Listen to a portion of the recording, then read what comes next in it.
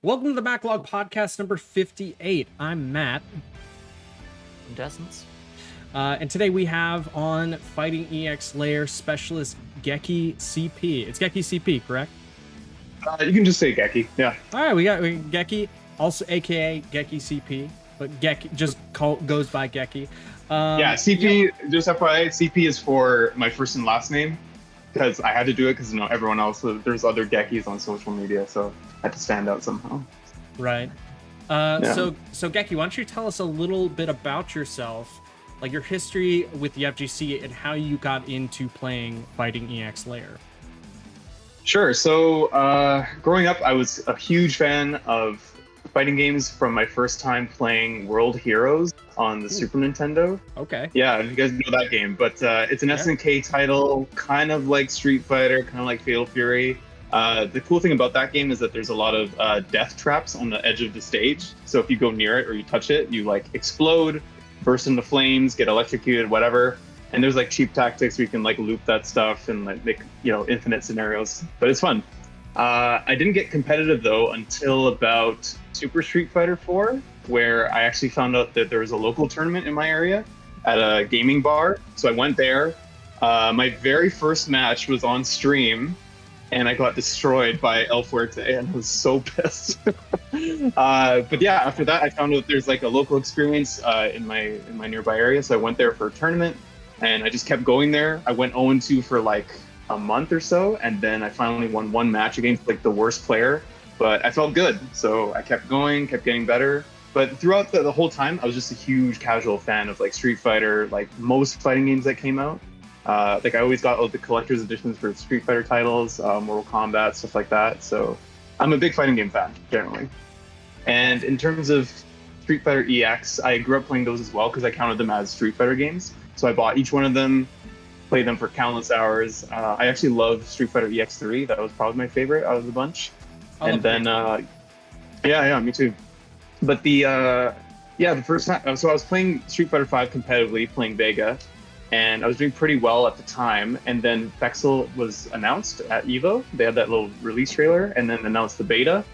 And I was really excited because I love the EX characters a lot. So I saw Garuda, I was like, sold. And then they did the beta. I started playing it. I was like, this is amazing. I love this game. And then I just started playing it more and more. Found out that there was a Discord eventually once the game fully launched. And I actually shoved it into my local scene.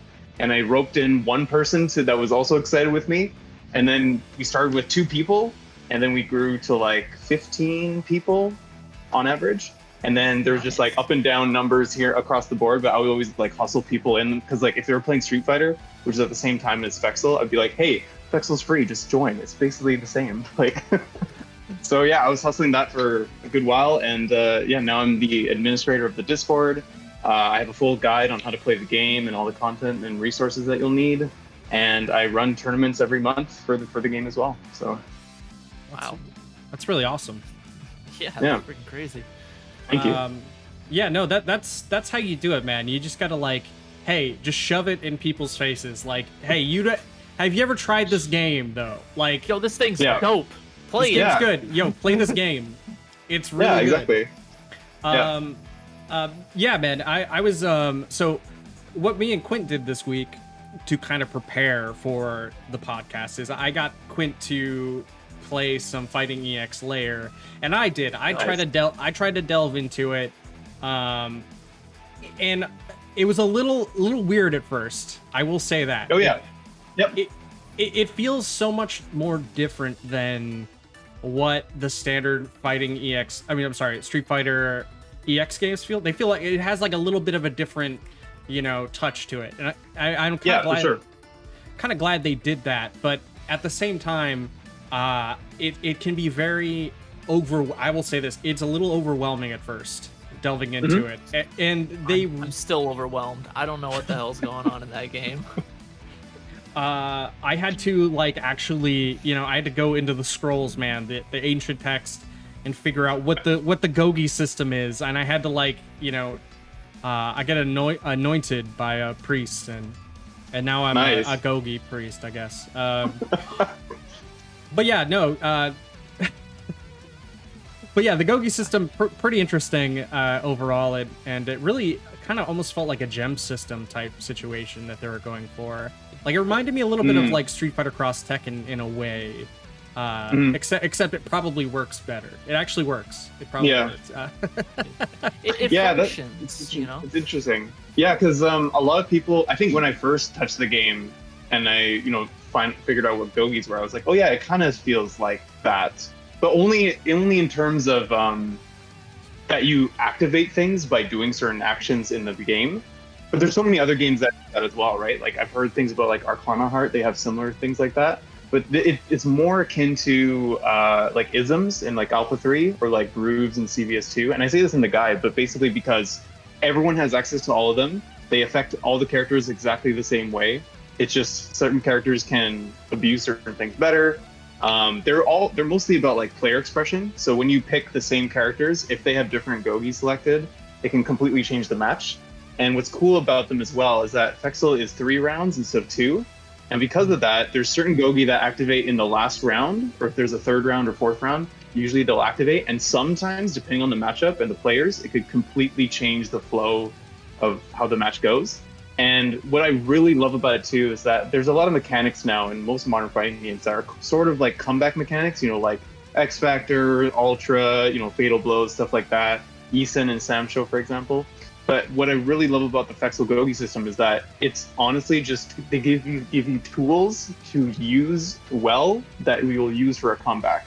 So there's nothing in the Gogi system that is like an auto win or like, well, let's just do a bunch of damage for free because you're losing. And the game really doesn't reward you for getting the crap beat out of you. So I'm a big fan of that. All the stuff you build in terms of the Gogis activating, it all can be affected by what your opponent's doing as well. So if they know you're trying to get this activated, they can do certain things to kind of prevent you within the match or make it at least difficult to activate. So that's what I really like. There's a lot of pull back and forth and a lot of engagement between both players. So the Gogi system is a little bit more involved than you may perceive at first, for sure. Yeah, it's not just sure. It's not just always like passive, activations. Like I don't know why that happened. You can kind of like narrow it down, is what you're saying.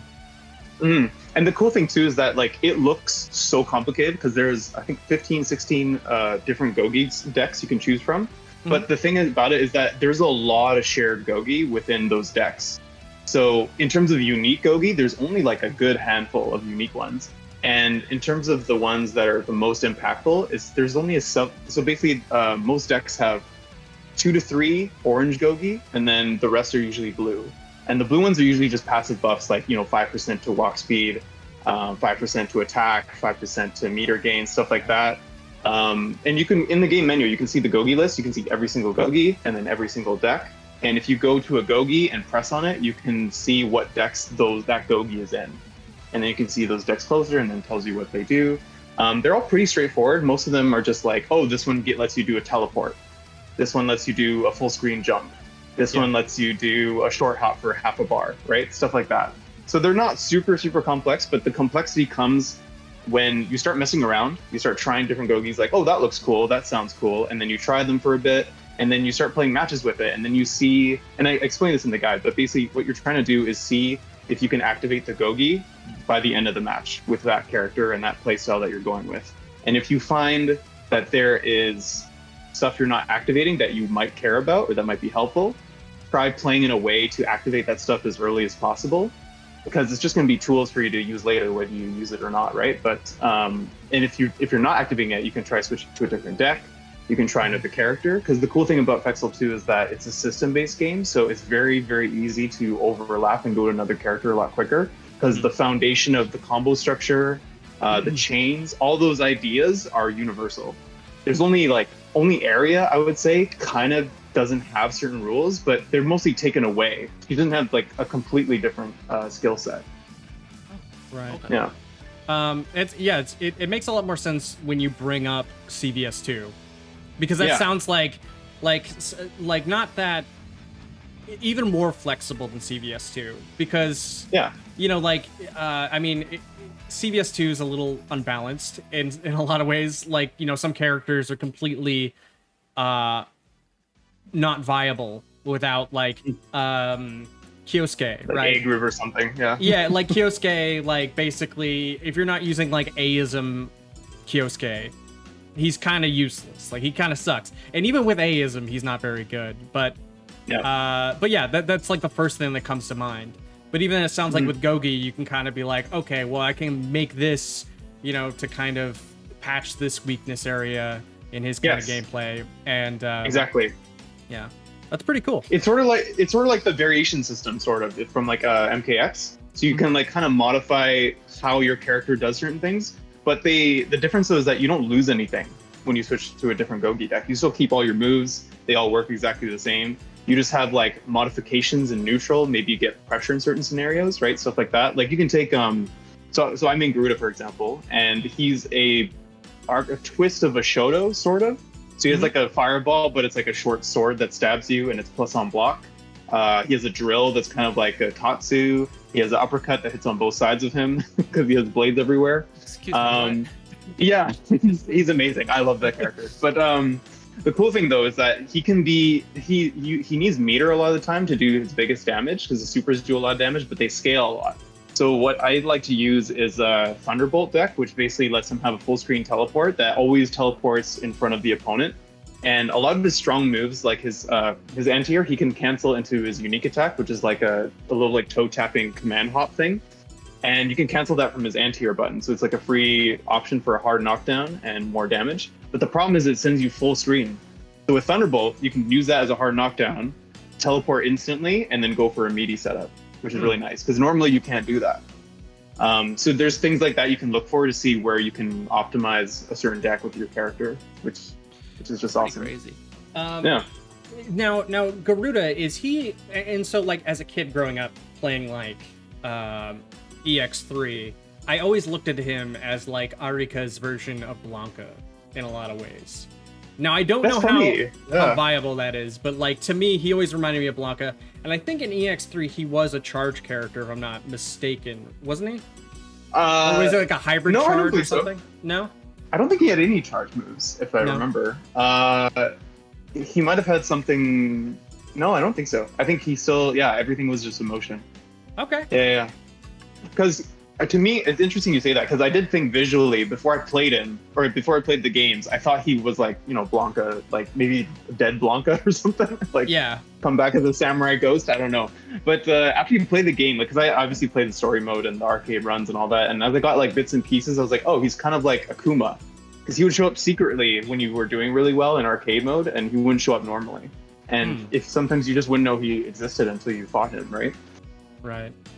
And plus he would scream a lot when you're doing stuff. He would be like laughing at you menacingly. In EX2, when you do certain attacks, like there's blood coming out of it. So I was like, this is brutal. Like you're just getting stabbed over and over again and, messed up. Mortal Kombat shit right there. Yeah, exactly. I was running through Garuda's trials, and that was the one thing that was like incredibly apparent, is that I don't want to say he's kind of annoying, but the voice when doing moves is like the laughing is gonna get it got to me at first. I'm sure you get over it after a while, but I'm not saying I you start to enjoy it. Off, but you start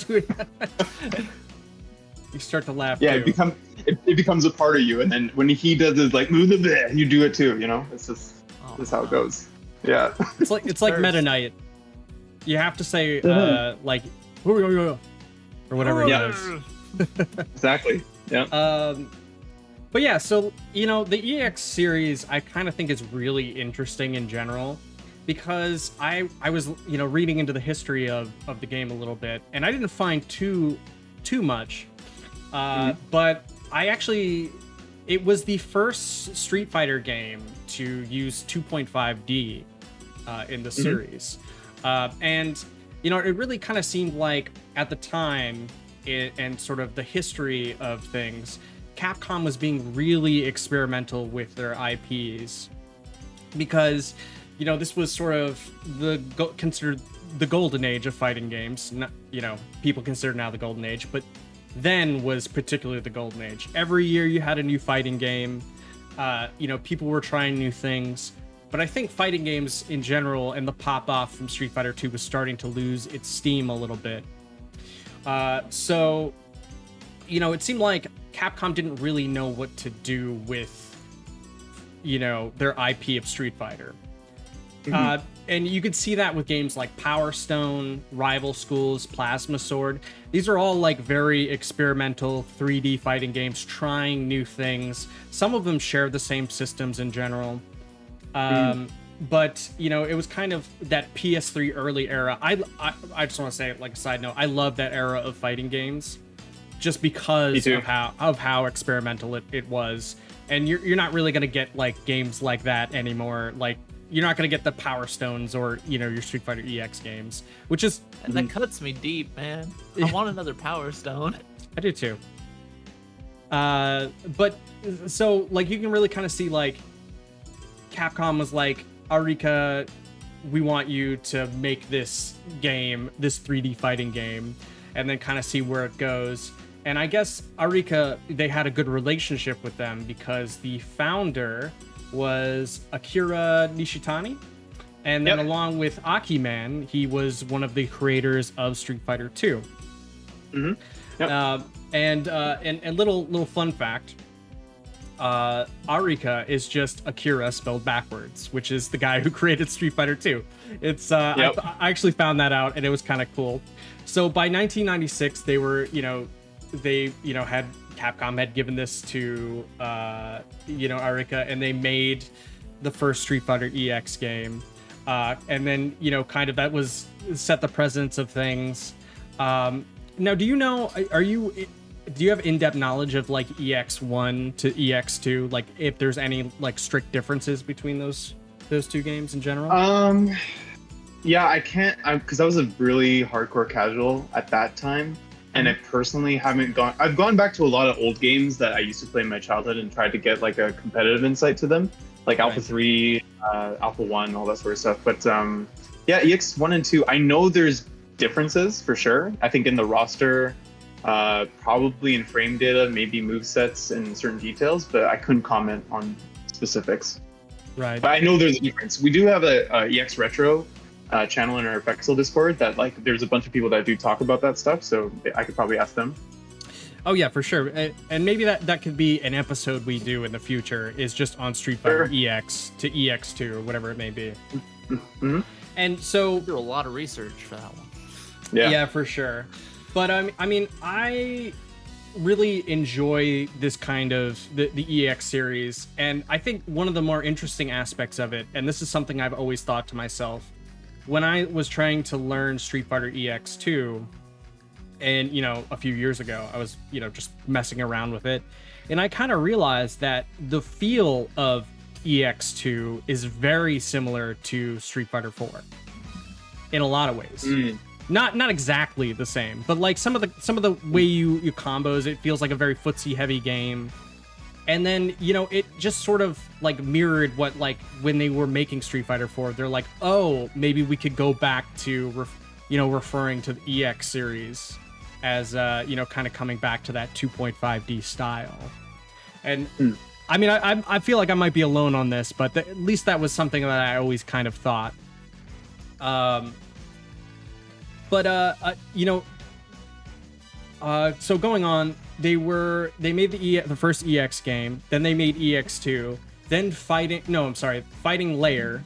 I think Fighting Layer came, and then EX2 came. And ironically, Arika and their own game, Street Fighter EX2 and Fighting Layer, were competing against each other because they're essentially made the same year. But that's how fighting games were around that time. You got a fighting game once or twice a year. It could have been from the same version, a patched version, whatever it may be. Looking at Mortal Kombat. Yeah. Oh god, yeah. Well, I mean, like all of the versions of Street Fighter 2, essentially it's just like, well, we need to patch this game. Let's just add some new stuff in there, and then that's how they shipped it out. And then make $40 more. And make 40 more. A lot more than that in arcades. But so and then of course they went from Street Fighter EX2 to 3, which introduced tag mechanics, which I think is an incredibly underrated game. EX3, great game, the best game, really fun, like really cool combos and stuff. I love a game. It looks horrible. It looks bad, for a PS2 game. I remember playing it at the time. It looks bad for a PS2 game. It looks very cheaply made, but it doesn't How bad matter. we talking? Like bad? It looks bad. It just doesn't look good. You'd have to see it. But it doesn't look Fair great. enough. I think it just looks fine, but there are definitely parts that look bad. You know, like there's nothing magical about it for sure. If you go back now, but at the time, it was pretty all right. Like when you see Ken and Ryu's faces when they're doing their like tag combo, it was pretty amazing to me to see it. Like so like the only reason I say that, out of comparison, to be fair, this was I think near launch title PS2 game, but Tekken Tag 1 was already out, and it looks way better than EX3. But again, it could have just been budget shortages. Overall, Tag 1 still looks pretty good. I don't know. Yeah, Tag 1. I mean, yeah, the graphics look really good for a PS2 game. But it wasn't until I would say 2018 that we finally kind of got some hints towards fighting EX, or the fighting EX layer games or fighting layer games coming back. Now, crazy enough, I believe it was in 2017 on April Fools. Yep. The EX team had recorded gameplay of two characters fighting each other, and they used it as like a pseudo announcement, as a joke. And it had gained so much traction on Twitter and social media that they actually committed to making the game after that had happened, which is incredible. The power of memes, the power of the internet. Off of April Fools? All right. Off of an April Fool's joke in 2017, and then a year later, they had finally released Fighting EX Layer. It was made by a very small team of people, and it was pretty much kind of an unfinished game at that time. Like, there were still a lot of like features and things like that missing, but still very much playable. Still a really good game. And so now we kind of get to like the modern, now, where we just a few years ago had another Dash release. So I think we might have talked about it a little bit, but did we explain what another Dash is here on the podcast? I don't think we did.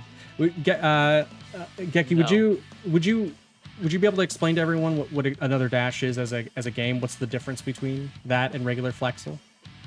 For sure. So, actually, fun fact, just with all your history talk. So you notice it's also called Fighting EX Layer and not Fighting Layer EX, which is what they wanted to call it. The reason why is because Bandai Namco has the license for the name Fighting Layer, so they couldn't call it Fighting Layer EX because that was too close.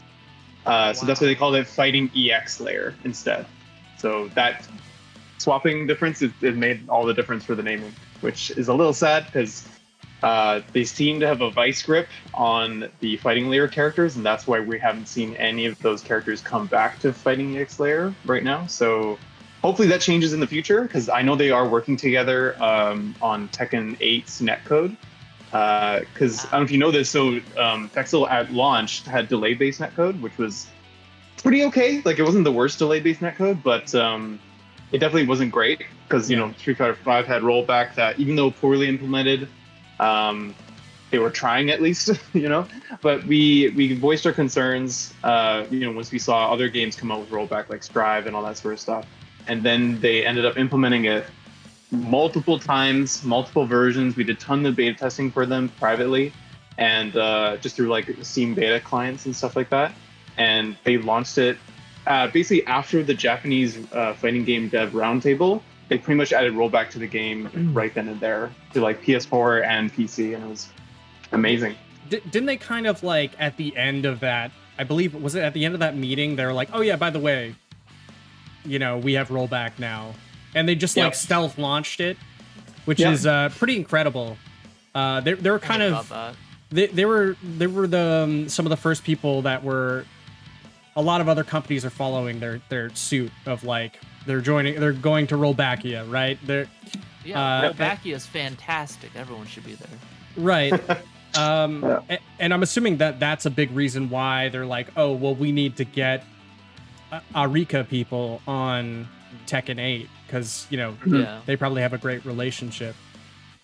And I'll jump into another dash for it, but so basically, the one main dev who we've constantly been always going back and forth discussing stuff, you know, reporting bugs, whatever, is Mihara-san. He's the main programmer, and I think he's head of design for Fexel. And every change since all the DLC characters have dropped, so Area was the last one after Carrie. And since then, there's been no major official updates to the game in terms of like, oh, this is a new wave of content, or these are new characters coming, whatever. All the changes that have been come to Fexel after the fact, like buffs, nerfs, balance changes to the Gogi, EX moves that just came out recently within the last year or so. That's all been done by hand by like one man in his free time. So he's been like, I think he's been doing it like not even during work hours because he just sees how much we play it and how much we love it. So with no budget, no like, you know, other artists or other people to help him, he's just kind of doing it on his own just because we love it so much. It's just a one-man skeleton crew. Yeah. So after you know, rollback has been going on, and they're still updating it as well. Like I think they fully stopped after the EX moves were added. That was the last patch for the rollback. So I think it's as good as it's gonna get. We can play pretty much around the world except for like certain locations. But yeah, I think anything above 200 starts to get a little sketchier, but it's still playable. It's just maybe not like the most competitive level of connection, right? But then, so 80 launched. It launched again on April Fools. So basically, every time they make a massive update to Fexel, they've always came out on April Fools, which is hilarious and awesome. So when they announced another dash, basically they were trying to. We at the time. So just for transparency, we don't know whatever they're launching. We have no input on what they're launching, what they're gonna launch. We give them feedback throughout the year just to say like, oh, we would really enjoy this. This would be great if you could, for the next game, do this and make sure we include that. They don't say yes or no. They just say, we'll try, we'll take a look, that kind of thing. And so when they announced another dash, we were kind of surprised because it was for Switch only. We thought that there was going to be like a massive update and then it's coming to like all platforms or something like that, like or crossplay was coming. Because actually when the rollback was announced, they were looking into crossplay at the time and they figured out how to do it. So they're ready to go for it, but they didn't have the budget because crossplay is expensive because you need to run a server constantly that runs both for, you know, the consoles that you're connecting with. And, you know, Agarica is like the tiniest company in the world that with like almost no budget. So there's no way they could run crossplay, unfortunately. That's why even for something like Power Rangers Battle for the Grid, I think they couldn't afford it themselves, but they paired up with Enway, which is a client-based service. So then they were able to run crossplay and stuff like that. So only if, you know, Arika had a partnership with some other company that could like facilitate the crossplay just to keep it going. But yeah, so when AD came out, it's more akin to a semi-sequel, so kind of like a 1.5 version of Fexel. But the big difference is though that they took away dashing. So you can't backdash anymore. You can't run. It's only 2 rounds instead of 3. The Gogi is gone. And basically they went for a approach that's more akin to Street Fighter EX. So it's more about like poking with normals, confirming, stuff like that. They use the same assets from Fexel as well. So the character models are the same. The stages are the same. The moves are the same. They took out some attacks here and there and they adjusted like how certain attacks work. Like D-Dark, for example, he doesn't have his anti-air Dark Wire, the one that goes straight up. So instead he has an explosion that can chuck into the air and it just explodes instantly. Yeah. And also they added mechanics like EX Dash, which is actually a lot like, and suspiciously a lot like Drag Rush, because you press both heavies together and you cancel into a run. And you can cancel anything into this. So you can cancel from a normal, you can cancel specials, and anything that you're grounded with, you can cancel into a dash. So you can use it to like keep yourself safe. You can do it to extend combos. And yeah, you can use it for mix-ups and stuff like that. You can even do like Fireball and then EX Dash and then just run when it gets hit or blocked and then get pressure, which is really fun. You can do FADC Fireball? Yeah, basically. Yeah.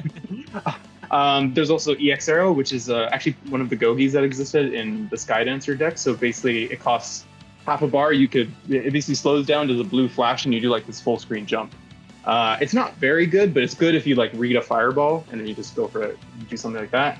And then there's also EX Illusion, which is kind of like It's kind of like guard cancel, but you basically cancel into like this float state, and you can press a button out of it, so you're airborne. So you can do like a jump attack to punish certain things or escape certain things, which is pretty cool. And yeah, it was pretty well received, I think, in Japan, because they're mostly trying to target the Japanese Switch audience, because there's no like main fighting game created specifically for the Switch. Right. Most of the stuff that exists on Switch, from my understanding, is like ports of other games, like Dragon Ball Fighters and all that sort of stuff, right? Mortal Kombat. Yeah, exactly. So they wanted to basically have something to stand for that and make a ton of money, because they had nothing on the Switch that they could benefit from, right? And then soon after AD came out, they announced that they were going to do updates to it. So they did. They did 2 balance patches with it. Basically nerfed Alan quite a bit because he was immensely broken. So his Justice Fist is like his most damaging move, and they actually made it plus on block, all of them. So you couldn't punish it, and it was really, really fast, and he could just do it any time to be in your face and build meter, and it's really, really dangerous. And yeah, what happened with the community is that we basically just started running tournaments for AD and for Fexel, because since there's no crossplay, we had to basically alternate between PS4, PC, and then Switch as well. And most of the people that have Fexel, we ended up getting it on Switch as well if we had it. So a lot of the crossover was pretty much the same, and then we had a few people here and there that would only play on Switch and then only play on PS4, stuff like that. Yeah. So, okay, so then that makes sense. So it's really more about, when I said like the different versions, it's really more about Switch to, PC and console. Yeah, exactly. But even then, there's not like, unfortunately, there's still no crossplay. Hopefully there will be. Well, there won't be, but I wish there was. Okay. I wish there was too. Yeah. Yeah. Like the reason Power Rangers got like the N-Wave deal was because it was Power Rangers. And they're like, oh, Power Rangers sells. Yeah. We'll team up with you for that. Mm-hmm. Like Fexel unfortunately doesn't really have like that The IP oomph power. to Yeah. it, Yeah. Yeah, well, because the thing is too, so the latest Fexel news that we know currently, if you guys probably will mention this later, but the Fexel 3.0 stuff that's coming. So they released video footage of like them testing in Unreal 5, because you can tell the graphics look better, the effects are more polished and more nuanced. Also, which means actually a thing about Another Dash is that it's sort of a remake. In terms of they use the same assets, but they kind of rebuilt it from the ground up. So, and because of that, they were able to do the netcode again, but do it even better. So within Another Dash, you can actually okay, you know how in those SNK ports by Code Mystics, where you can set your rollback ping before a match? I don't. So you can do that in Another Dash, which is really sick. Yeah, like Okay. that. Sorry, You I could don't. literally play with like anyone then. Yep. Wow. It's honestly magic, because there's so many Wi-Fi players we run into if you play on Another Dash, and it's honestly scary how flawless it feels. Unless it's like really bad, like if they're like in Zimbabwe and you're both playing on Wi-Fi, probably not going to be good. But Take yeah, notes, anywhere in Nintendo, North America, Smash yeah. Ultimate, rollback, please. yeah, honestly, That's amazing though. The fact, so is the Switch version of Flexel, is that kind of more popular right now, like in terms of like getting matches and things like that? I would say no. Maybe in Japan it is, but I think it's like up and down depending. Because it's still, the thing about it is that there's a free demo on the eShop, so you can play it for free technically. You don't get training mode. You only get 2 characters, I believe, or 4 characters. I can't remember. But you get like a small sample of the game, which is nice. So I can at least try it. The cool thing about it too is that the original Fexel had a bunch of DLC. So like there's basically Terry, and then color pack of like basic colors from 3 to 10. You don't get color 3 and 4 because they're silver and gold, and that one is like allocated to like separate DLC. But in another dash, the cool thing is that whatever you pay for the full game, you get all the characters, including Terry, plus all the colors as well, which is really nice. Oh, It's kind of like a big package. Yeah. They should do that for the other versions. Yeah. Well, because the big thing about Pexel 2 is that when it launched, they were kind of, because you know how Street Fighter is kind of like the example setter for the rest of the Japanese companies. So whatever Street Fighter does, if you're currently in development, as that comes out, maybe you adjust to do things like them. But the unfortunate, you pivot or something if you can, right? Or if it does well, you inspire that, use that inspiration and make that a part of your next game, right? The downside for Fexel though was that I think they were pretty close to like already finalizing everything by the time Fexel came out. So when Street Fighter V launched terribly, the model that Fexel was using was kind of like Street Fighter V's launch. So they didn't launch with an arcade mode. It was only online. They had training mode, of course, which is perfect. So for the competitive player, or a person who's into fighting games, like they had all they needed basically. But it was bare bones. There was nothing in it. And the worst part of it, which I wish they didn't do, is there was 2 different versions. So there's a light version and a standard version. Now, what made it people think that it was a lot more like the gem system, because they didn't give you all the Gogi decks in the light version. And what they did instead, if you bought the light version, which was about $20 difference, if you bought the light version, you got the first 5 Gogis in the game. And then what would happen with the rest of the Gogis, there's another, I think it was 3 to 5 slots that would constantly rotate every week where you could try the other ones. But the weird thing is that there was no way to just buy all the Gogis. You have to just like buy the whole package again. I think there was like an add-on price you could do, like not the full, like you wouldn't have to buy the game again, but like it's kind of odd. So I wish they just. That sounds awful. Yeah, it was really, really suspicious. And also, if you paid for the light version, you didn't get Hokuto, so there's also a character missing as well. And there was no way to get her except by upgrading to the standard version. So they've done away with that. So now when you buy Fexel, it's just, I think when the regular price is $39, and then when it's on sale, it's like $8. But you get everything in the game outside of the colors and cosmetics. And the only thing you have to pay for is Terry, which is $5. Because he's top tier and he's from SNK, so. SNK always top tier, apparently. Yeah. Doesn't matter. They get put in the game, they're top tier. It's funny though, because Terry is like ludicrously the best character. Like it's so obvious to everybody. Like there's no debate within our community. We're always like, oh, Terry's the best. Terry's the best. He really hits you everywhere. He can anti-air you into so his power geyser is basically his like bread and butter. So in this game, it automatically juggles you, and it has like a massive hitbox. It is a huge fireball. It's fast. It punishes stuff really quickly. So like anything you do that's like unsafe, you could get punished. If you jump, you can anti-air you into it and then get a crazier juggle.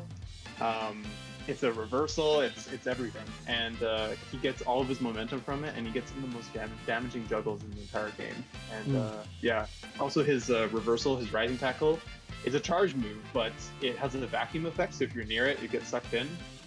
Hits both sides, and it has like a very small recovery window, because in Fexel, if you guys know, you can cancel a super into another super, or a special into a super. And the only way you can't do it is if not on hit or block. So you have to make the rising tackle whip. But when you're up close, if you try to walk away from it and you're not far away enough, you can get sucked in and then you block it. So when he lands, he'll do power geyser right when he lands, because it's a grounded special, right? So you have to be very, very fast and punish like the 1 or 2 landing frames you have, or you punish him in the air before he falls to the ground. So very tough to deal with. That sounds horrendous. Yeah. He's fun though. Be like on point, and the Terry player's just like Yeah. I think that was that the year that like I think Terry was like guest starring in everything. It felt like for a minute there. That was the year he was in Smash Ultimate. I think same year he. I can't remember what else, but like it just seemed like Terry was everywhere that year. So yeah, so that was actually the deal that Eureka made with SNK. That's why they got Terry, because they gave Skullomania to them. That's why you see Skullmania in SNK Heroines. So that's how they ended up getting Terry into Fexel. Yeah. Oh man. Great deal. Mm-hmm. Just Scullo for Terry? Yeah, no, sure, have him. See, I think if I remember correctly too, another, reason why, I remember Fighting EX Lair coming back, other than the April Fool's thing, was because everybody for some reason started to get really attached to Skullomania. And it was like, I don't know if everybody remembers this, but there was like a minute there where everybody just kept fucking talking about Skullomania. And it was almost like Alex, in Street Fighter V, where it's like, we want Alex back. And it's like, Alex was the worst character in Street Fighter 3 Third Strike. Well, why does everybody want him back? And it's like, no, but he's cool though. Bring him back. Characters are in, dude. Don't worry about it. He's very popular. Actually, if you go back and watch, I think, like you said, it was 2017 when they announced Fexel at Evo, on the big Jumbotron. Mm-hmm. And I was there when it happened. And if you go back and watch the live video that is recorded, you can hear when Skullomania appears on the video, people scream. Yeah, people. Because when Darun shows up right after, people cheer, but it's nowhere near as loud as when Skullomania appeared. People love Skullomania, man. Bootleg Kamen Rider, Yeah, exactly. Yep. But yeah, I remember that specifically. Skullomania for some reason was it just got in people's heads, and I don't know if it was because of it feels like it was just because Maximilian Dude streams or something that people started talking about him again. And I think they wanted him in Street Fighter 5. People were oh, we want Skullomania back, and it's no, you don't get it. Street Fighter doesn't own the rights to Skullomania. That's an Arika thing. Anyway. I mean, they did add him in as G. They added him in for G's special costume because they added Fexel characters into Street Fighter 5. Akuma got Garuda, Cammy got Blair, Kairi, Ryu got Kairi. Yeah, it was super cool. But it sucks. It was only a limited time. So if you didn't do those missions within that week, even if you get the costume bundle, I don't think you get those costumes. I think. Someone can correct me if I'm wrong, but kind of dumb. Actually, that's one of the reasons why I almost wanted to start playing Street Fighter V again, because I was like, oh, I could play as Ken and I could use his Falcon costume, from Power Stone. Oh my God, this is so sick. Oh, I can play Power Stone. I can use Nash, and then I could use Captain Commando. Hell yeah! Nobody cares about these characters except for me, so. Thank you. More costumes, man. We need more costumes, and honestly, I'm hoping. What's up? Oh, I'm sure 6 will deliver on that front. I hope so. so. How much money they made in 5 from costumes? Yeah, no. We're getting. I mean, even the sales from Street Fighter 6 alone, right? They've sold a ton of stuff. The story mode brought in so many new people. Okay, well. World tour, story, all this, it's crazy. Yeah. Just adding a little bit of single player content, and suddenly everyone's oh, this game's amazing. Yep. I honestly, I think Street Fighter 6 needs a crossover character. I feel like it needs one. I would like to see maybe a Street Fighter EX character go over to Street Fighter 6, and they were able to successfully bring. I know Akira's is a Capcom character, but still, I'm surprised how well she worked out in terms of, I was not expecting her to play as well as she did. But it feels like now, especially with the drive impact system, they could probably do anything. They could bring anybody in, and I think they would work just fine. Who would you guys like to see? Out of the Street Fighter, the Fighting EX Lair characters, who would you like to see in Street Fighter 6? If you were gonna. I mean, I have to pick Garuda because he's my main, and currently in 6, I don't have a main, so I would like to have Garuda in the game. If I had to, for variety's sake. Who do you think would pop off the hardest? Who do you think people maybe the most interesting character? Yeah, guys look sick. Shadow Geist would be, yeah. If they did what they did to him in Vexel, I think he would be the most interesting. Like, you know, with the cape and everything, he would be a boss. Yeah, because I don't know if you guys know this. So he has a super move called the Beta Government, and it's like plus like 36 on block or something like that, and it's like multiple hits. It's basically his pressure tool and like his free reversal. Like if you block that, like you're just holding it unless you guard cancel. So yeah, I feel like he might not be that good in 6 if I had to think about it, but like I think probably who would be the best is probably Pullum, because she has an air drill, she has a double jump. She'd be kind of like a Rashid archetype sort of, but she's kind of like Dhalsim mixed with like Cammy, mixed with like Manat a little bit, sort of. I think she would do really well. Like I imagine her drive rush going really far, converting really well, and like being really hard to pin down for air mobility, you know. So, let me think. I actually like had somebody that just came to mind. I mean, I personally would like to. Wasn't It might have been no, it wasn't Scala, but I think honestly I would like to see Shadow Geist, because I was playing him today, and he was so much fun. He's so much fun. I was like, oh man, this character's fun. So I would like to see him come back. I'm just trying to think, like maybe just put somebody in there like maybe Crackerjack, just instead of Balrog? you know, Balrog. Yeah, just have Crackerjack come in, like redesign him a little bit. Rosso, I think Volcano Rosso would pop up really hard. I love Volcano Rosso, yeah. Because he is basically a JoJo character, like in terms of style. He speaks Italianese, like he's it's a Japanese guy trying to do Italian. Like it's perfect, you know. Actually, yeah, he was one of the reasons why I wanted to learn Street Fighter EX2 was because I would watch like people play competitively with Volcano Rosso because he's so good in that game, and his mix-ups were really cool. So yeah, definitely Volcano Rosso. Actually, you know what? That's my choice. Volcano Rosso, 100%. Like he would do really well. Especially with Street Fighter's like history of like taking JoJo characters and like, you know, if you didn't know, Guile is a JoJo character. He's supposed to be I can't even remember the character's name, but he's in part 2. That doesn't really narrow it down. The German guy. He has like the spiky hair. Stromheim or something. Yeah, like that? it's actually, they took his design and they used it for Guile. I believe also Lisa is oh my god, oh yeah, fortune teller girl. The fortune teller girl. Rose. Rose, yeah. Rose. Yeah, Rose is a Lisa character. For sure. Yeah.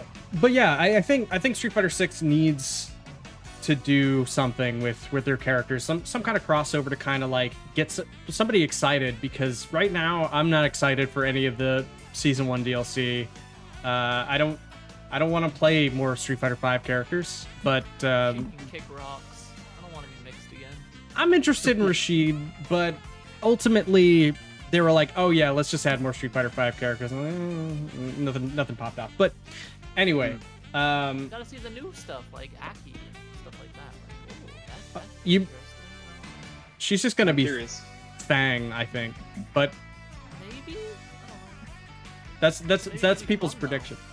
Oh, She yeah. looks like an assassin to me because she got like a shinobi outfit, which makes me excited because there's no Vega here. So if I get like another assassin, I'll take that.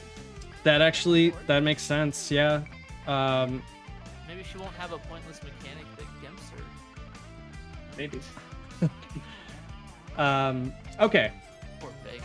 So, okay, all right. So I guess my next question would be, with the Gogi system, do you think that it hurts the game for more casual players? In just, I mean, maybe surface level. Do you think it's sort of like it overcomplicates the game? It's a little overwhelming for someone starting the game out. Honestly, no. I don't think so. I think what hurt it the most was the first impression of Fexel itself, like the earliest version of the game, causing confusion. Because I think the people that come to it now, like we've had certain people in the community that joined pretty late, like they didn't know much about it, only from like hearsay. And then when they actually tried the game, they're like, oh, I get it. This is like blah, blah, blah. But I think because of the initial launch, like I mentioned to you guys about like the light version and the standard version with like the differences in Gogi and stuff like that. So it seemed like you could buy it or like not have all of them for some reason, right? But I think that's definitely confusing. I think packaging is very, very important, especially when it comes to fighting games, because there's already like a bit of a wall in most cases. So the simpler you can make it, the better. Because Gogi, honestly, like I mentioned this in the guide, like you honestly don't even have to worry about it. You can just use the first one that's default. The default one is aggro, and all it does is like as you attack, you just do more damage. That's basically all it is. So you can just leave that on, and you'll win matches sometimes because of the deck, but like you won't even notice you're winning because of it. You'll just notice, wow, I'm doing a lot of damage. That's cool. Because the thing about Gogi, I think people just overcomplicate it, and people just can't let go of like old, what's the word? Like they just associate it with something that they think is like that. So they just assume everything about it is like that. So they think, oh, this mechanic activates when you do something in a match. That's the gem system. I don't like the gem system. I'm gonna hate this game now. Well, you know what I mean? Like they automatically assume the next thing, the next thing, the next thing without the actual information of playing the game. Because to be frank, like a lot of people in fighting games are quite stupid. Like no offense, but like they don't know how to understand something. They don't know how to play a game and actually learn it from that game's experience that they're trying to show you, instead of like bringing all this like stuff from other games. Because it is good to bring, you know, foundational stuff like footsies and fundamentals and stuff like that, but let the game be its own thing first.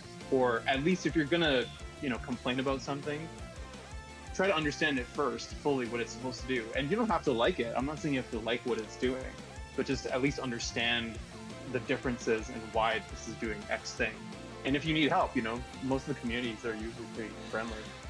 So, like, I feel like I definitely agree with you on some of these things, but I think the bigger problem here is that, so from my point of view, just kicking on Fighting EX layer, and I'm like, I don't think it makes a strong enough attempt to teach you about the Gogi system. 100%. And so like 100%. I'm not saying that it's bad, but I do think that because of that it hurts the casual player from getting into, sure. Because not many people are going to look at that and they're not going to say to themselves, I need to go to a Discord and I need to you know what I mean? And a lot of people aren't lucky enough to have a scene where, you know, there are people there like, oh yeah, I'll teach you this game. That's cool. This is how this works. Unfortunately, not everyone has a Geki there. So I think it definitely. Where's Geki? On this website. But yeah, I think I mean that's why I made the website, to be honest. Like I made it because there was no manual. If you guys know this, if you go on Eureka's website for Fexel, you can find the manual for Fexel on the site, and it tells you like the basic mechanics, like, oh, these are chains, these are the Gogi system, this was what the HUDs mean, blah blah blah. I guess they assumed that the Gogi explanations in the game are pretty straightforward, and they kind of are, but there's certain nuances that they're missing that would actually explain every detail why something works, why it doesn't work here, for example. But yeah, that's why I made the guide, because I was like, I gotta get this to people so when they open up the game, they're not like lost and have no idea like how to navigate or figure out like, what does this mean? What does that mean? And stuff like that. So yeah. And it feels like really sort of like Fexel is at the point where it's sort of it's suffering a little bit from like old era mentality of how things used to work. And you also have to like take into consideration, well, they're a small team, so it's not completely they only have so many resources, so much time. This is to me, this is like a fighting game player's fighting game, and I'm like, for sure. And with that, like, I feel like people might struggle a bit, but it's like anything else. It's like, I think even people are struggling with Street Fighter 6, and I think, you know, at the end of the day, you need to stick with a fighting game if you're ever going to get good at any other fighting game, period. You need to stick with something. You know, you need to learn from the game and realize that it's not easy for anyone. No, like nobody like I mean, maybe some people, you know, pick up a fighting game and they're somehow talented, but I haven't met. Sure, but even then, like, I'm sure he like spent hours and hours and hours, you know, labbing a game, and like even talented people, a lot of times still need to practice. And sure. I mean, I don't think I've ever met a talented person who didn't practice their ass off. So, like, I definitely think that's the kind of dividing factor is a lot of times there's this idea of like, well, we need to make games more safe or more, you know, something for casual players, when we kind of discovered that no, that actually kind of ruins the fighting game a lot of times. And there are smarter ways to go about it. And sort of now we're only now seeing like fighting game companies being more like savvy and smart about how they're implementing it. And I know Street Fighter 6 is probably the best example of that right now. I'd be interested to see what MK1 or 12 does in terms of their like how they're gonna accommodate the newer player. Because as of right now, man, I don't think I've ever seen a game with assists that's like, yeah, you know what, that game's for casuals. Like, I mean, I'm not. I don't know. I assist for everything in MK. I mean, also, so. I mean, I agree with you though, Matt. Like, people love content. I think that's the biggest thing, and I think the thing that held Vexel back a lot with launch and, you know, gaining like massive popularity is just that it's a beautiful game. Like, I think the gameplay is, I mean, it's still my favorite game of all time, but like the gameplay is just masterful. I just love how they designed it as a fighting game itself.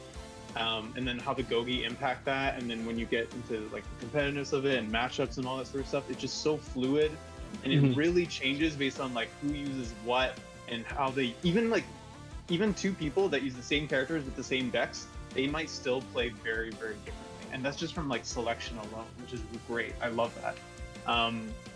The biggest thing that held it back though was that it's a beautiful game in a terrible package. Yes. Like, it is so bare bones.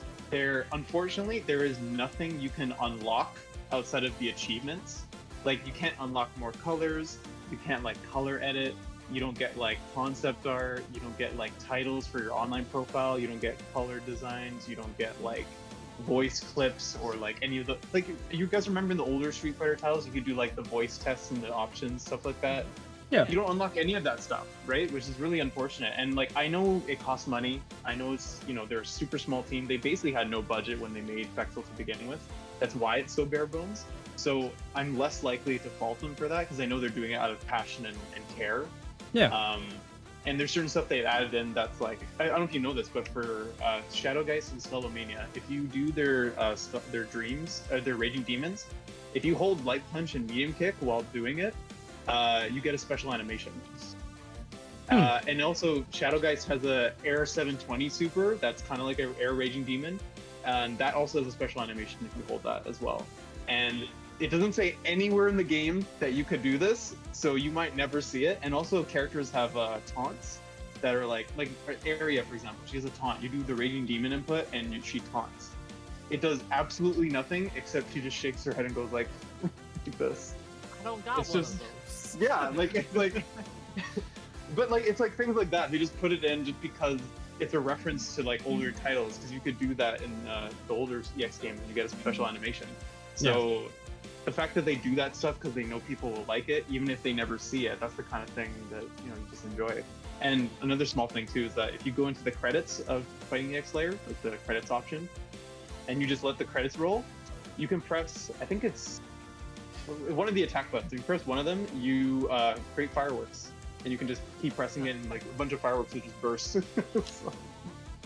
So yeah, I honestly wish whatever they make next, which hopefully is going to be, you know, a version of Fexel 3.0 that looks pretty promising gameplay wise. I just think the biggest thing we told them constantly that just, you know, if whatever you release, just take all the time in the world, give as much content as possible, give us something to at least unlock every day. Maybe if it's something super small, like what a good thing that's pretty cheap is probably something like Power Rangers, what they do with titles. So you can get like titles every few seasons, and when you get to certain ranks, when you do things with certain characters, you get like you get a slight reward for it, right? It feels cool. Even though it's just something simple like that, at least it's something you can progressively get every time you play, right? So I think if they can have something small like that, maybe with some like extra content on the side, you know, put the manual in the game or use my guide for God's sake, like, yeah, you know, anything, right? I think then it'll be successful. Yeah. Yeah, that will be like the guide and your website and your socials will. I'm gonna link them in the video, of course. You know, any video, the podcast, that'll all be down in the description.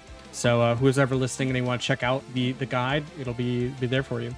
I was just browsing it. It's very comprehensive. For sure.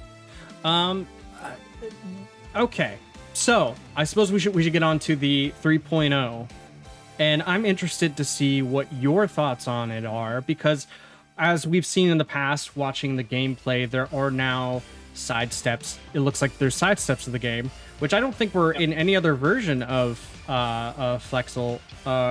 Fexel, sorry. Fexel, yeah. I want to call it Flexel, but it's not. Yeah. So I don't. That's illegal. Yeah. I don't believe there are side steps in any versions of the game. So this is sort of like bringing it in a more of a 3D aspect of things. And you know, I've heard people say, well, they want to make a more universal version of the game, or you know, they want to make a Fighting EX Layer 2. I don't know, something along those lines, some kind of an update. I'm curious to see what you think. So I do, if anyone's curious for more in-depth thoughts on this, I did do a react video to the footage, and I break down kind of like all the stuff I've seen from like another Dash and stuff that's similar, what's different, things like that. So you can check it out on my YouTube channel. Yeah, I think it looks very exciting. I do agree. It's kind of like blending the 80 mechanics with the Fexel core system, which is really exciting because I wasn't the biggest fan of taking away running and chain combos, stuff like that. So I'm glad they kept the running, the foundational stuff, but you know, they've added air combos as well, which is really cool. So basically, like it seems like anytime you do a dash and you do a heavy normal, you will cause a juggle. So it will launch them into the air, kind of like Street Fighter Cross Tekken, and you can choose to either jump up and do an air chain series to knock them down to the ground, or you can hopefully do a slight juggle, maybe land and then do something else on top of that, or even so. If you just do the launcher, maybe you can like wait a second and then do like a special or like a grounded normal into another special and then maybe cancel the super or something like that. Because the cool thing about the juggle system in the current Fexel game, which is the same in AD and in core Fexel, is what happens is as soon as you launch them with like a super or an attack, or you anti-air them, for example, once they're launched, you can hit them at any point that you want with anything. And as long as it connects, it'll always connect. And once it connects, what it does is it starts a series. So you basically have a small window of opportunity to hit the next hit. And as you keep going, you basically have to just keep hitting it, and then gravity scaling will kick in. So as long as you can make the combo, as long as you can tie the hits close enough together, then you'll keep them juggling. So if that still exists in this version, which I imagine it will, it's going to look really good and really fun. Yeah. It sounds fun to be juggled forever.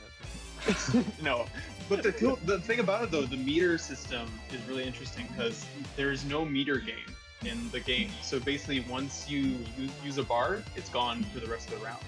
I think it's 7 or 8 bars. But once you use those 7 or 8 bars, they're all gone until the end of the round. I believe after 10 seconds left though, you get all your meter back. Like both players get all their meter back. So it's like a last minute like just spend it all, like go crazy, right?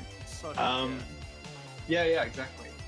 There was a version of Fexel actually before it launched that had sidestepping, like the Fighting Layer games. This version was basically after the April Fool's reveal.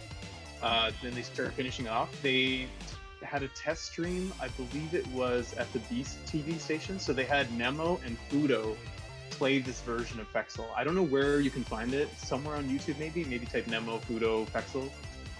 But basically it was before the beta was announced and before the trailer came out, they were testing this out, and you could see them playing for about 2 hours or so, and Nishikani was there to like ask questions and answer stuff and all that.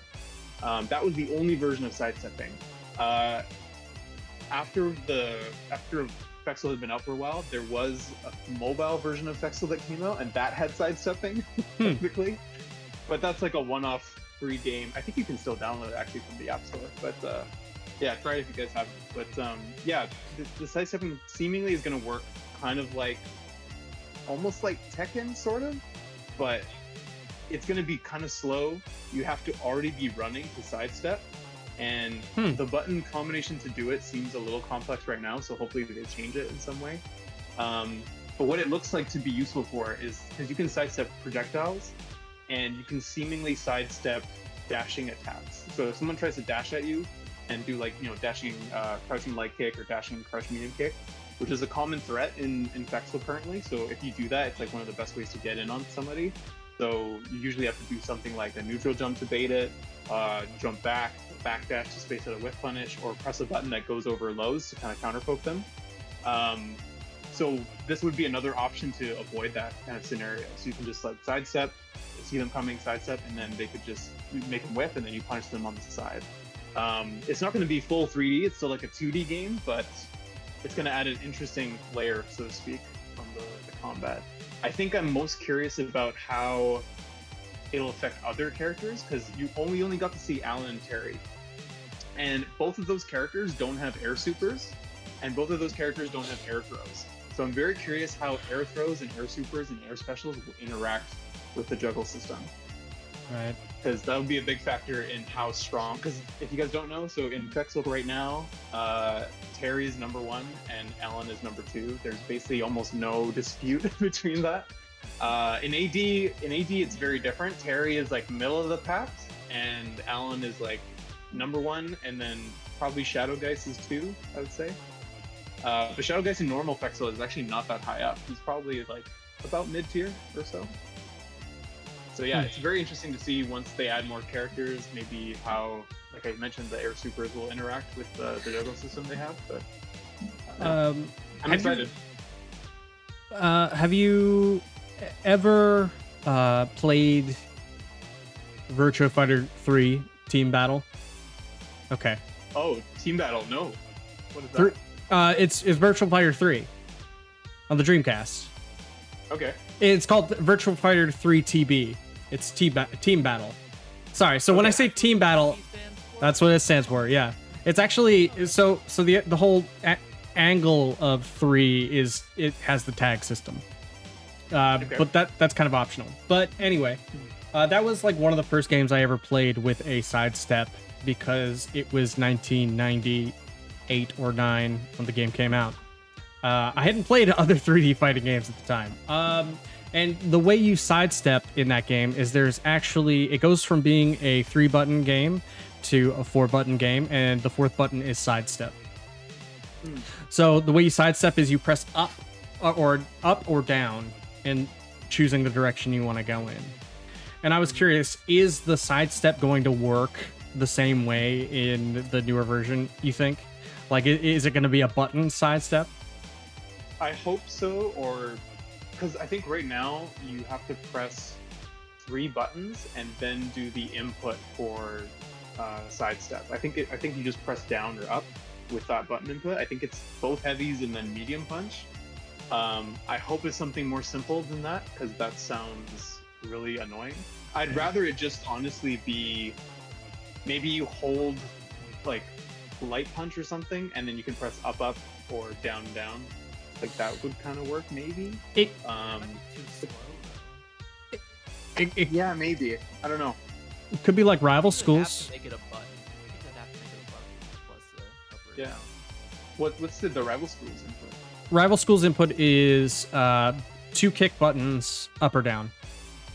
But I also know that as I was messing around with Fighting EX Layer, they do have those like command normals or command moves where, you know, you do like a short hop with like Volcano Rosso and you do like a kick or something. Like other characters have stuff like that. Maybe they'll take that out and you know, use that for the kick. But yeah, maybe. And Rival Schools, actually in most all of those games I had talked about, like Rival Schools Plasma Sword, whatever it may be, and even Power Stone to an extent, have a button dodge that, you know, actually is the same. It was something that they were universally like taking from each game, and they're like, oh yeah, we could just add the 2-button dodge to this game, and then they, you know, Plasma Sword had it, Rival Schools had it, whatever it may be. But yeah, I'm interested to see what they do with that newer version. Hopefully that it breathes some new life into the game, and you know, who knows, if we're lucky, maybe we'll get some new characters. If you know, that might be reaching. Sounds like I'm reaching, but you know, maybe. I don't know. It's really hard to say because they don't really share anything about it. When we've asked for content to be added to the current version of Fexel, they've said that they just don't have the money. Right. So they would if they could, but yeah, it's just expensive, right? Yeah, so I hope whatever they come up with, I hope that they take their time instead of releasing just like this version with like these new mechanics. Like, I'll take it if that's what they wanted to do, but I think they could pull a much bigger audience because a lot of people have good receptions from this new footage. Like, they like what they saw. Yeah. It looks interesting. It looks fun. It's all universal, which is really cool. And like I said, it's a system-based game already, so it's very easy to switch characters and go back and forth. Because once you understand like how one character works, you can kind of pick up every other character pretty quickly. That's why you see oftentimes, if you see me play in tournament, I'll like mix between like a roulette of characters sometimes. So. Okay. Awesome, man. Did you have any like specific questions you wanted to ask? Actually, yes. How do you feel about the classic versus progressive control styles? Ooh, actually, that's a good point. Yeah, because they did this before Street Fighter 6 was even announced, and I actually think it does it better than currently Street Fighter does their, you know, classic, modern, and dynamic.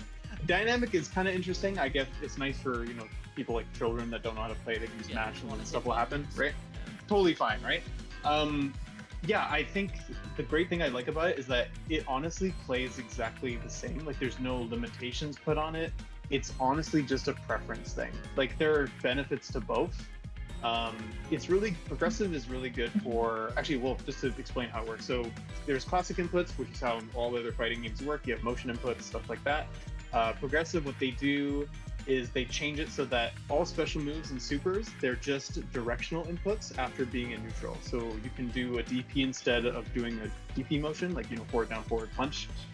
You can instead just do neutral and then do down, forward, and then punch at the same time, and then you'll get a DP. It's really cool. And then supers usually are just like 2 directions back and forth, and then you press a button. So like, you know, a super, for example, could be just back forward punch or forward back punch, stuff like that. Darune's super, his like command grab, his 720 is just up down punch. So you get that pretty quickly, which is cool. So you can imagine doing like so you can imagine you can do like a teleport, and then within the teleport you do up down, and then when you appear you 720 super. So really dangerous, really scary. Yeah. Their whole career. All right.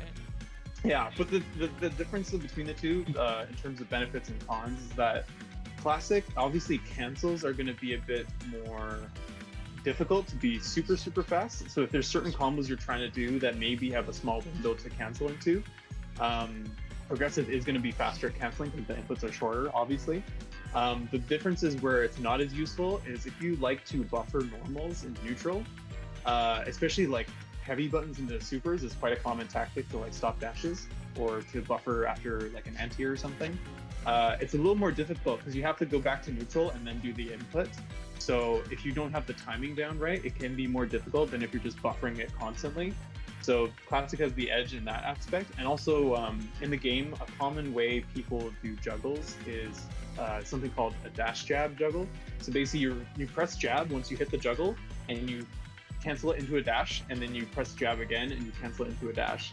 So if you do it in a way that's tricky. Like if you're too close, in progressive you might accidentally get a special move, and then the juggle will drop, or you only get like a partial hit, right? So there's good and bad things. You can obviously do both things well. Just you have to practice and whatever's more comfortable for you. And the cool thing about progressive, it's really useful on pad and also on hitbox as well, because it's just directional inputs, right? You don't have to do motions, so it's a bit better on your fingers that way. So yeah, I wish for Street Fighter they would have done something like that, but I really wasn't a big fan of them, you know, making it you do less damage, you don't get half your normals, right? Stuff like that. I found it to be really odd. So I think they could have just copied progressive, honestly. It does sound like a better way to do things, honestly. It really does. Yeah. A lot of people struggle with those inputs, and they see them as like a fake barrier to skill level.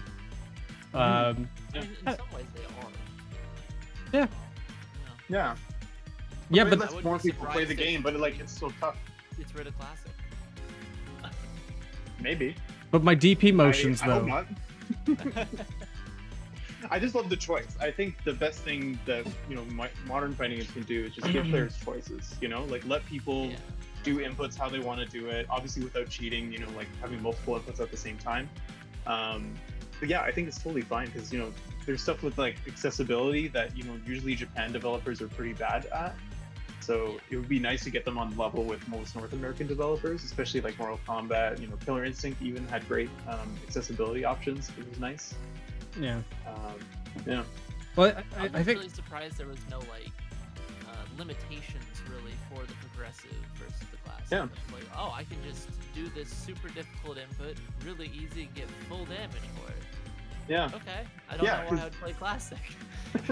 Well, because in our community, I play only classic because I play other fighting games as well, and I find it just helps. Like I can already do everything. I'm not like limited. Some people switch to progressive based on the character. Like some people play Darun only in progressive, for example. There's people in Japan who only play progressive, right? So like there's all skill levels, all ranges. It's just a preference at the end of the day. it's yeah, I 100% agree. That's really awesome. I'm trying to think here if there's anything else that I see someone in chat, Arneezy, talking about how they use progressive with Terry because the pretzel motions during a juggle can be a nightmare. There you go. I can see that. Yeah. I mean, I was using is it Kyrie? Is that his name? Mm-hmm. The main character or the I was one of his White hair, moves. white hair, ponytail. Yeah. Yeah, one of his moves was with classic was DP into double half circle back during the trial, and I was like, Oh, wow. not that it's horrible, but it's like you have to do it incredibly fast and smooth and have like great inputs. But I don't have that. There seem to be any shortcuts in Pexel. Yeah, so in the game, it's kind of more like older Street Fighter titles in that there's no... So you can't... how in Street Fighter 4, you can do down forward punch, and you'll get a DP. There's none of that in this game. So you have to do an actual DP, or like as close as possible, and then you'll get it. Like half circle back up. Yeah, exactly. But the thing about Pexel, though, they do store inputs pretty well. So I found with Terry on Classic, when I do his juggles, if you do... Because usually what you do for the power guys are after the burn knuckle. Once you do the burn knuckle, you immediately are going into core circle forward and you're pressing punch, and that'll give you geyser right away. So you don't have to do double half circle back to get the motion, which is kind of cool. So it's kind of like that in KOF as well. Actually, there's a period of time, I think 2 years ago or so, Arneezy probably remembers better, but Fusebox came into our community for a while. And this is in between Street Fighter 5 and Street Fighter 6, and he was just waiting for KOF 15. And he got into Pexel, and he did a lot of lab work for us, like analyzing like the jumps, how the trip guarding works, all that sort of stuff. And he found that there's so many similarities to KOF that are almost like copy-pasted. So yeah, if anyone's watching this and they play KOF right now, I think Pexel is a great game to try because there's a lot of similarities, a lot of overlap. The speed is kind of the same, as well. The competitive speed of it, because it is a very fast game, but it's a lot of conditioning, a lot of baiting, and yeah, it's high speed, but you don't have to worry about making like a lot of mistakes unless like your opponent's like amazing or playing carry. But it honestly, now that you bring it up, yeah, it does feel like quite a bit like KOF in a lot of ways, especially with the rush down, the running, you know, like the you can, you know, use a lot of like light kicks in your kind of your setup. I think a lot of what I was watching some higher level play, like I've seen a lot of like light kick to medium kick as like a frame trap, that and sort of like, oh, did he press a button? No, okay, I get the pushback, I get pushed back, you know, enough to kind of be safe. There's a lot of like non-committal stuff that, you know, I saw people doing. It honestly, yeah, it makes perfect sense why they decided to import Terry into the game then, because it's just like, you know, he kind of matches the kind of the atmosphere of the game, except he seemingly does less damage in this version of Fexel, but because I think his KO 15 counterpart does a lot of, like, he can one touch you. But then again, hey, look, I haven't seen enough Fexel to be like, oh yeah, Terry can one touch you. It looks like you have to work a lot harder to one touch somebody. Yeah, basically, for most one touch scenarios or like, you know, 80% damage combos, usually it's the result of the person using the Gogi deck that they've chosen to like benefit them, because there's certain ones that boot buff damage and whatnot. Like there's a deck called Babel that basically rewards you for hit confirming. So essentially how it works is that every time you do a special or super on hit, you'll get a stack. So that number will keep increasing every successful one you do. And as soon as you whiff a special or super, or they block something, it'll go away and you lose your stack. But every stack you get up will increase your damage by a certain percentage. So if it gets to late game, right, and you get the stack to like 10, 12, something like that, you're doing like tons of damage, right? Tons of damage. Yeah, so if it gets to like late game, last round, and you're at like a stack of 12 to 15, for example, and you have full meter with Terry, if you get hit once, you probably are dead or close to dead. That's gross. There's actually a popular Terry player in Japan. He's always wearing the green Terry costume. You'll know in the arcade footage, but he uses a deck called Fenicista. It's one of the last Gogis, and it's basically a deck that rewards you for reversals, and not reversals as DPs. It mostly as in if you do stuff in reversal timing. So if you come out of like a throw and you do a reversal, or if you do if you block something and then do a reversal timing, or on wake up, you get the damage boosted from the deck, and you also get meter based on how much your stack is. So the more reversals you do, that stack number will go higher. So every time you do a reversal, you'll build more meter. And what works with Terry, though, is that he has a level 3 super. He has two, actually. So one of them is his triple geyser, and one he has a Stardunk Volcano, which is like a crazy anti-hero that's super slow. But what's cool, though, is that what the Japanese player does is he will build up this Fantasy Gogi stack really, really high, so I think about like 8 or 10, and he will do Wake Up level 3 Power Geyser, so it's just triple geyser or whatever, and then because he has such a high Fantasy stack, that he'll rebuild his full meter again, so he'll get 3 bars after doing Wake Up level 3. And then so he'll just continue to do another combo after that juggle. Okay. So, yeah. Sounds kind of degenerate. Yeah, but again, like that's like all the work in that round of, you know, doing reversals, and honestly, because you have to take a risk, right? Because Terry doesn't have anything like that super safe except for like crack shoot if you space it well. So to build that up, you have to take a lot of risks. So that's the thing I go back to about Fexel, is that like all this crazy stuff that you see about like what the Gogis do, usually it's because the player is doing really well to set themselves up for that kind of situation, right? You just don't get it for free, right?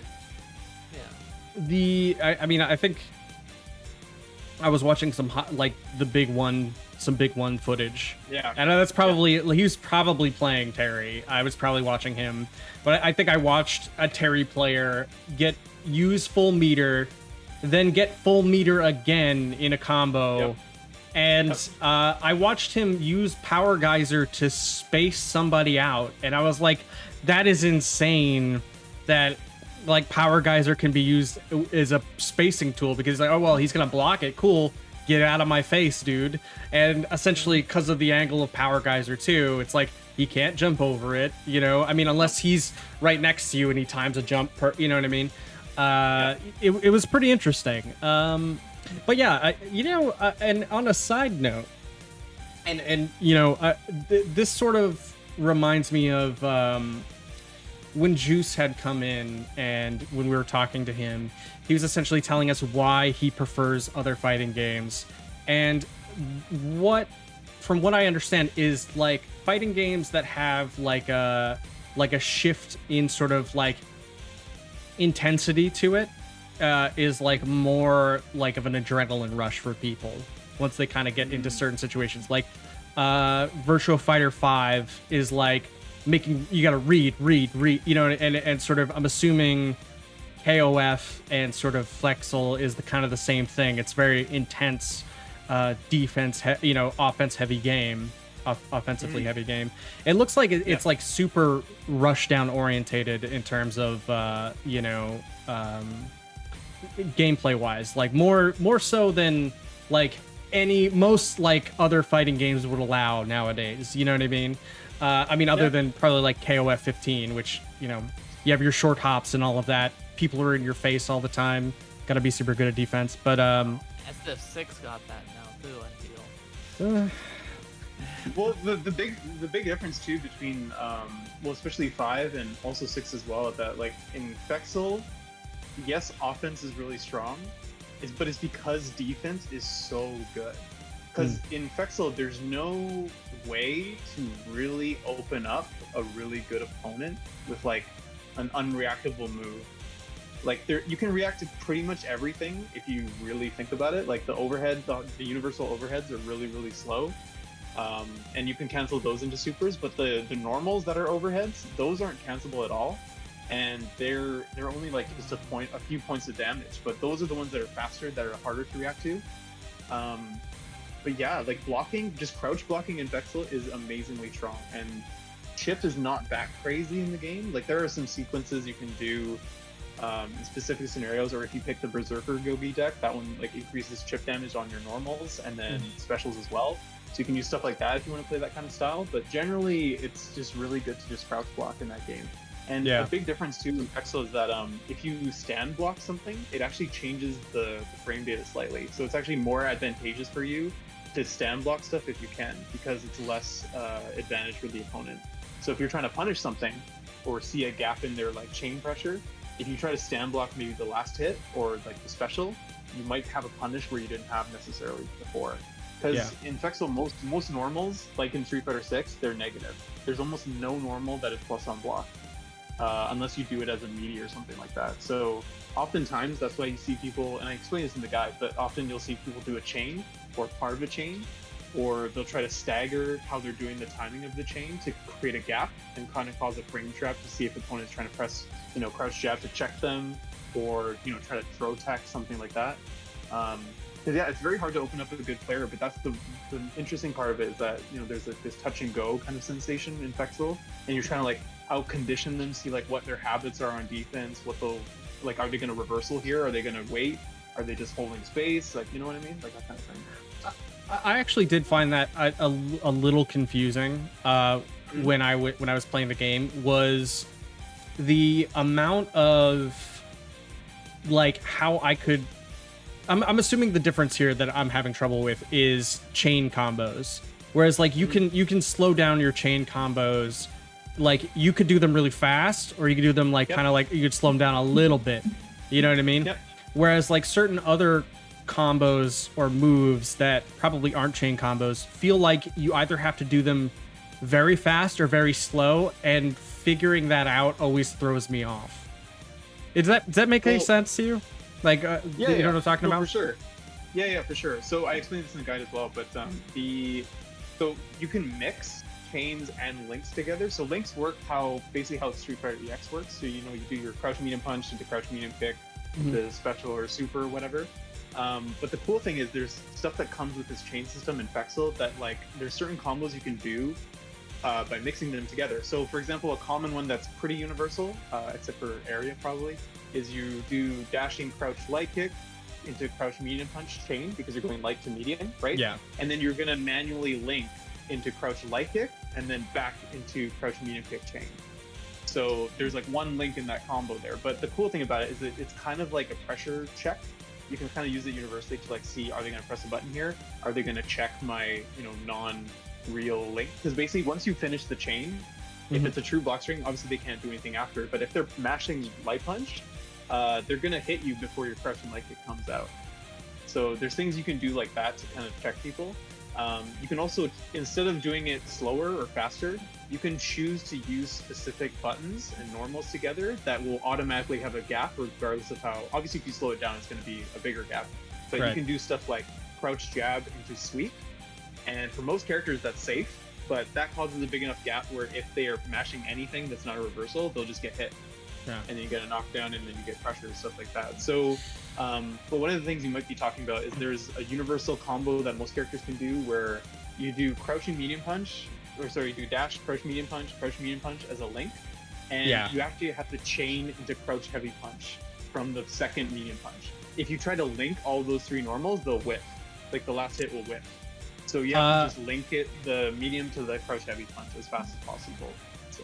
Like I think the two combos that I was like looking at, and I could name you three actually, was like one super easy one with Terry where for some reason his shoulder roll, I don't remember the name of it, his power charge. Yeah, the power charge. So with power charge, it's just you do his chain combo to power charge. Why is that? I was like, why is this so difficult? Why am I having trouble like hitting the last power charge? What is with this timing?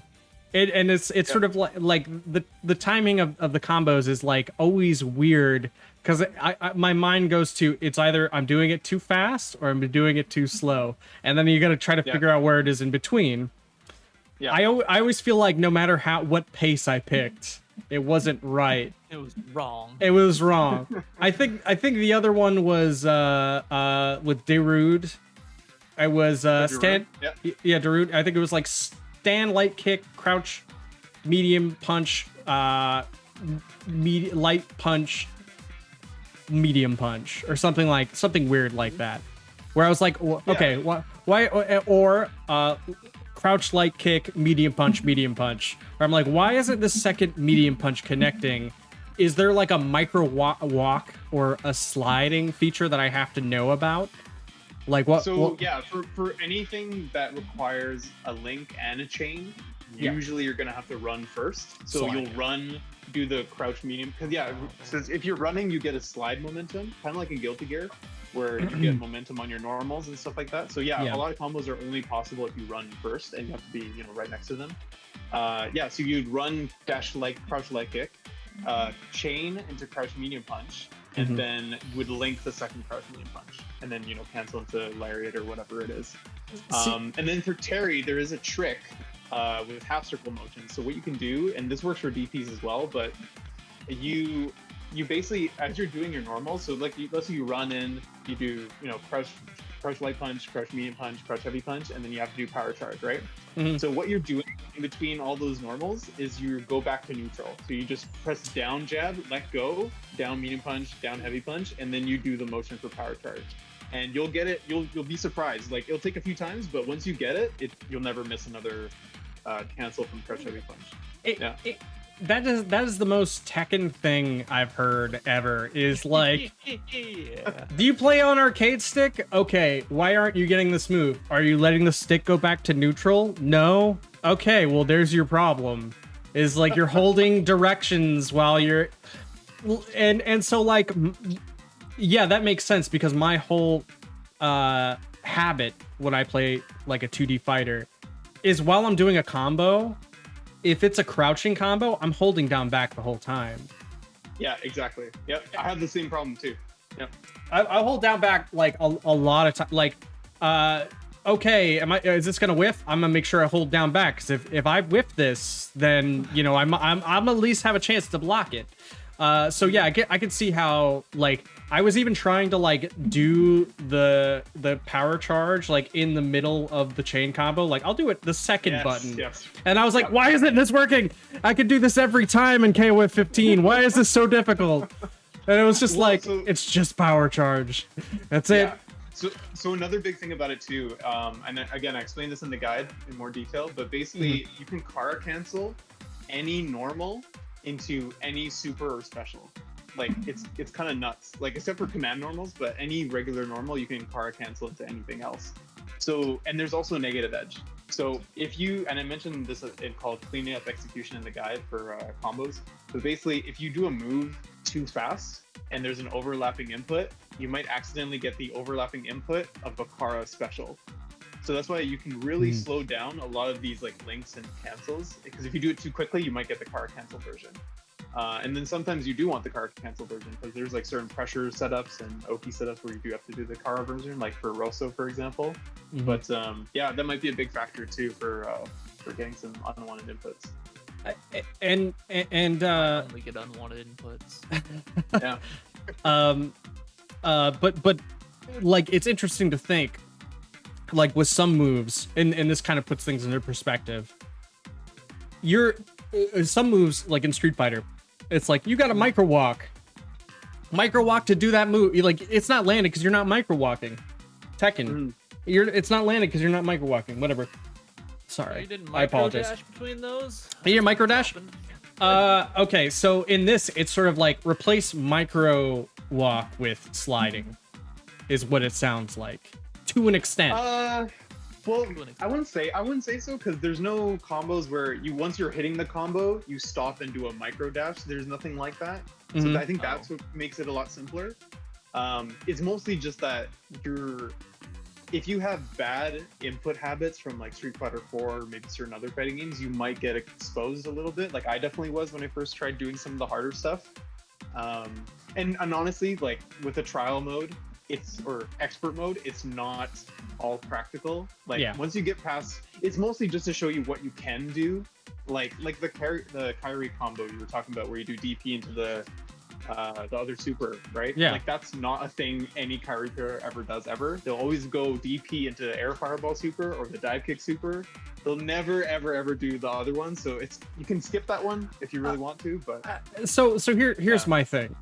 I like doing trials just for fun. I like doing it just for fun.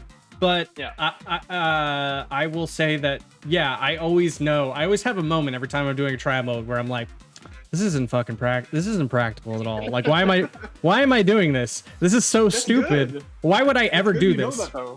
Yeah, like a lot of people don't know that though. I've had it happen multiple times while playing the game. I'm like, I would just do this. This is way easier, and it probably does similar damage. Like, Sure. If you're like when you're playing Geese in Tekken 7, right?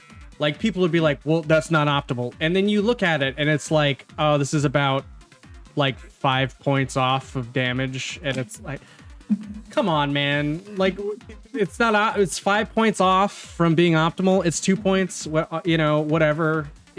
4 point, what optimal isn't always a good thing. To be fair, all right, that's a lot of points of damage. I'll give it. Hey, if I can be more consistent with one combo, I'll take it. Yeah, sure. Yeah, because like generally in fighting games, like if there's a combo you only hit like 50% of the time and it does 30% more damage, it's better to just do the one in tournament that you can hit 100% of the time, because if you drop that, then it's meaningless, right? Yeah. No. For sure. No. But anyway, man, let me just see here if there's anything else we had. Quinn, do you have any questions here before we wrap up? No, I got my big one out of the way. Nice. All right, man. Well, this has been the Backlog podcast number. Oh, wait, I skipped something. Quintessence, where can people find you? Oh, on Twitch, Quintessence HD, and on Twitter, Quintessence HD. I'm gonna try to start on Kick, also Quintessence HD, so we'll see how that goes. Nice. Just meandering around. Trying to get that $16 an hour. I have no idea how that's gonna work. I have no idea either, but I feel like there's gonna be like some kind of like micro clause in there where it's like, yeah, but you gotta be really entertaining, and we get to decide whether you make that money or not. We rate you on a 1 to 10, and anything below a 7, you don't get anything. Yeah. All right. Geki, where can people find you, man? You can find me probably best on Twitter, Geki_CP. My YouTube's the same, Geki_CP, and then on Twitch as well. I run all the tournaments and monthlies on Twitch. I haven't been streaming for the past couple of months just because work has been really crazy, but now I'm at a lull where things have calmed down. So I'm going to be running the monthly soon by the end of this month, so check it out for that. Probably on a Sunday in the afternoons, probably around 12 to 1 p.m. PST. So if you guys want to sign up, they're free to enter. Usually run on PC, so you can join the Pexel Discord for that. And yeah, I post YouTube videos every once in a while. The last one I did was Why Street Fighter Animation 6 Sucks. So you can check that out if you're curious. Yeah, clickbait title, of course, no shame. Yeah, Do what thanks you for gotta having me, do. though. I appreciate it, you guys. Yeah. And where can people? And just to be clear, where can people find your guide? I don't know if you had mentioned your website. Yeah, so it's in the, if you join the Fexel Discord, you can find it automatically by just typing in .guide and it'll pop up automatically. The link itself is fexelguide.wixsite.com/Geki, and if you go to my Twitter profile, it's on there in my bio, so you can find it there as well. Awesome, man. Well, this has been the Backlog Podcast number 58. We'll see you soon. Peace out, y'all. Thanks so much. Take care. care. Bye-bye.